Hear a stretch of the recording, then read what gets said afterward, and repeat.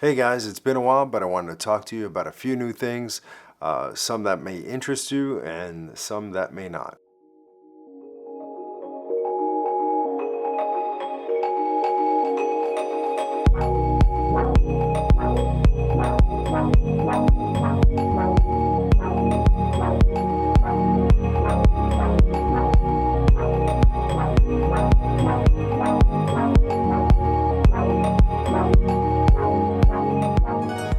So when I first got my A7S, I was so excited and it was so amazing having a full frame camera, and it was fantastic. I love the image, I love everything that it can do. But that's what's funny, you get these cameras and then years go by and the technology kind of changes and the way that you create changes, the things you want to do change. So this is what I wanted to talk about today, talking about some big changes here.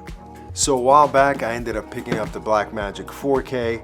The 6K was announced. I really like the 4K. I love the image of this camera. There are reasons why I wanted to give this one a shot and why I kind of wanted to get a little bit away from the full frame cameras and this mirrorless style cameras and the images that was coming out of it. And let me explain in a sec. So one of the biggest reasons why I decided to go with Blackmagic, I think the company itself is an innovative company. I know they've done stuff in the past to kind of push grounds. Now whether it's going to push Canon, Sony, or whoever, it doesn't really matter. I don't want to get caught in that crossfire of technology, but there were certain things about the A7R3 and the A7S2 and the A7 III that were starting to get, past the point of what I can do with it. 8-bit and MP4 codecs just wasn't cutting it for me. I was using it for commercial projects and I can tell as I was getting into post I was constantly fixing it. Now I've used these cameras for a really long time. I knew how to get the right color out of them, how to get all the things that I needed from them, and they were perfect for certain projects, and they got me where I needed to go today. But before these cameras I shot on proper cameras. I've rented more expensive cameras. Obviously I can't afford them, I can't use them for my personal use, and I always like having my own gear. So these were a great option. All these mirrorless cameras, everything that's coming out right now, you've got the 6K cameras coming out from Panasonic. I mean, that was, this was a big game changer. But the image itself is going to be what it's going to be, depending on what it is. So 8-bit, you're kind of pushing it. I got to a crossroad where I can't really do anything with the 8-bit anymore because I'm using it. Even when I used it on a production with literally a cyc wall, like I had issues with lighting and I had all these little kind of artifacts and like weird things happening that wouldn't happen with other cameras. And I think this camera has come to its road and basically what I can push it for, especially for commercial stuff. Now, will I continue to use these cameras? Absolutely. I love them. I have the A7III and the A7R3. Now I do photography as well, and that camera is an incredible camera. And that's what I'm shooting on right now. This is the A7III. So let's move on and let me explain why I got those two cameras and tell you if it's worth, maybe switching from the Sony cameras or waiting for the A7III that may come, the A7S III that may come in some point in the future. But I can tell you right now, if it doesn't have real raw capability, if it doesn't have a lot of dynamic range, if it's not past the 8-10-bit, then maybe it's not the camera for you. If you're looking to do more production stuff, more commercial stuff, there are some pain points that will come along with that, and I'll get into it right now. So this is the 6K, this is the 4K. Both of these cameras are incredible. Yes, I'm sure you've watched videos if you're interested in buying this camera already, so there's a whole bunch of technical videos about these cameras. There are things you have to get used to. If you're looking to buy another vlog camera and use this to be more run and gun, this is not the camera for that. Like if somebody's telling you that it is, it's not. No image stabilization, you've got no articulating screen, it doesn't flip. So even the little things, that we were so used to, doesn't have that. But what it does do is it produces an amazing image. It gives you a lot of flexibility in post. I'm sure you've heard that as well. It's got a really amazing image. So I've used the Red cameras, I've used the Alexa. I know what those images can do and they're beautiful. This is not a Red, this is not an Alexa. Like, end of story. Is it close? It's pretty close. I would say it's in between, these mirrorless cameras that are coming out and those cameras. This definitely has a more cinematic image. That's it. it has to do with a lot of things. It has to do with the fall off. It has to do with the skin colors look like. It has to do how it handles lighting. There's something about this camera that's very special, and I think that's why it's caught fire, and that's why it's so good. And I think Blackmagic is taking full advantage of that. So bang for the buck, these cameras, 4K or the 6K, are incredible. If you're looking to save some money, maybe buy one camera, go with the 4K. Even if you need two cameras, you want to save money, go with two 4Ks. The 6K I got because I want to reframe shots, and the fact that I can shoot 6K at 50 frames a second, incredible. Raw, it's bananas. It's crazy. Yes, there's some cropping on certain points of it. You can shoot anamorphic. There's stuff in here that you just can't find in a camera this price point. End of story. So if you're looking for more of a production camera, something where you're using more scripted content, where you have to actually plan out your shoots, this is a camera for you. It does take some patience. It has an easy interface, but it takes patience as far as how you use the camera itself. It is missing a lot of things that a cinema camera would have. You've got some locking mechanisms, like for the power. You've got it for the mini XLR, which is nice, so it doesn't pull right out. But you're still going HDMI, which is tough because it can pop out. Then the other thing is you don't have a relay recording, so you'd have to record it on an external SSD, USB-C version, but you can't record on that and a card itself, which is strange to me. So I tried it out with my old Ninja Assassin, put an SSD in there, and also recorded on the 1 terabyte Samsung T5 drive. But it records at that, that 1080, 1920 by 1080, and then I'm shooting 4K or 6K on the drive itself. So it's a little bit something to work with. Maybe they'll come up with something in the future. Not sure how that's going to go down, but that's something to consider. Now, you have to rig these cameras. These cameras, like I said, they're not handheld cameras. Battery life sucks. It's like 20-30 minutes tops from what I've used it.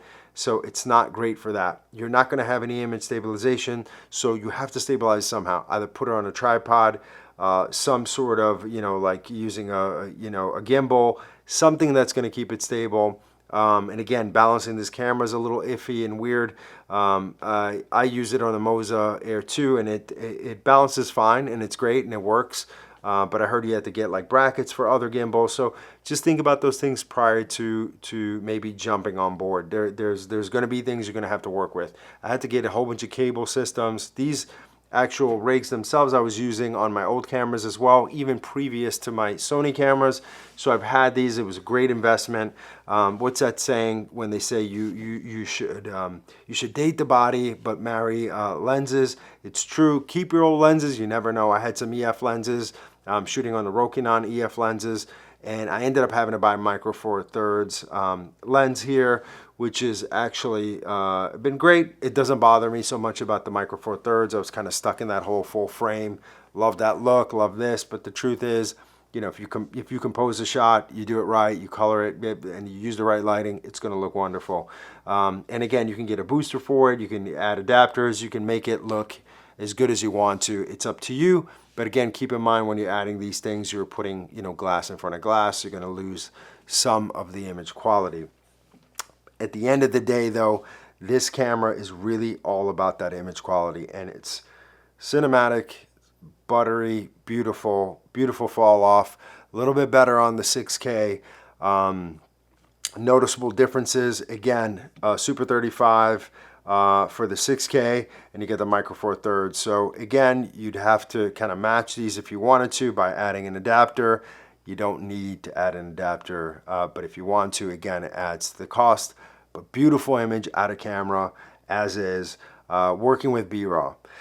There's a plugin if you use Premiere, and you can actually just edit in Premiere with it, so you don't have to use DaVinci, but it does come with DaVinci, and DaVinci Resolve is a really powerful software. It's worth its weight in gold because it's such an incredible piece of software. And if you work with nodes in like After Effects or other programs, it's not going to be that big of a jump, but it does take a little bit more learning. Again, it really comes down to having patience with this camera. If you're going for that scripted, short film, even a film or commercial work, I think these are great cameras if you don't have the money to go out and rent bigger cameras or can't afford to buy them.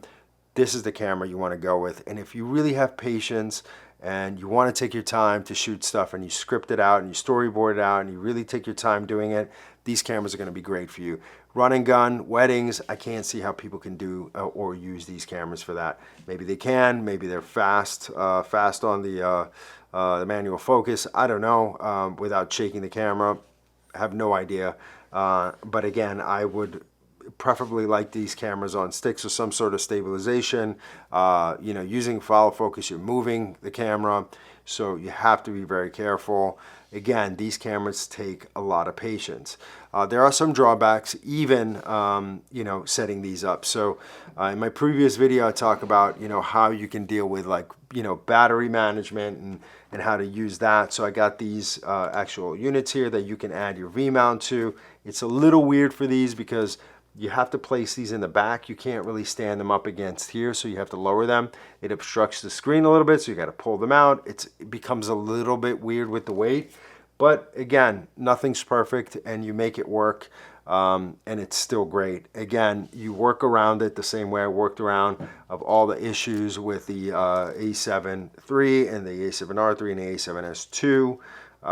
You know, we complained about this screen. I miss it now that I'm not using it here because that screen does not tilt out. I don't know why they didn't do it, but I kind of have an idea that this was just meant for rigging up, and I can see why. But I do miss that. I miss the image stabilization. So again, I'm still going to hold on to these bodies. I want to use it for different things, maybe for B-roll or for telling a different type of story. This camera is great, and again, I can't go out in the street with this whole thing and get away with what I got away with this. So there's drawbacks to all of it, but if you're looking for that great image, if you're looking to produce better content, it's not going to make you Scorsese. You're not going to be whatever. You're going to have to work really hard to get these images to be the way that you want them to go, but it's like an open canvas. And you won't get locked down and worry about that 8-bit where you're running into a wall, basically. And that's what I was running into. I was running into a wall. Creatively, I couldn't push these cameras anymore, and everything started looking the same. I don't know if you notice how everybody's content is really looking the same. Creatively, I think we're coming to kind of like a stall, right? We're shooting everything in a wide lens, and it's not really much thought into stuff, and everything's kind of just, you know, it is what it is. So I missed the fact of manual. Somebody said something funny about, you know, oh my gosh, what kind of camera is this? It's a crop sensor. It has no stabilization. You know, what are we going back to 10 years ago? Is this a Canon 7D? And in some ways it's funny, but you know, the Canon 7D at the time, I used it and it didn't have all that, and it was a great camera, and I learned to work around with it. I'm not saying you should have to force yourself to work around with it if you don't need to, but the image compared to that image is, you know, a million miles away. So again, expectations, level setting about these cameras. You are getting an incredible image for the money, period. Where the Sony cameras, any of the mirrorless cameras, you're getting a great image.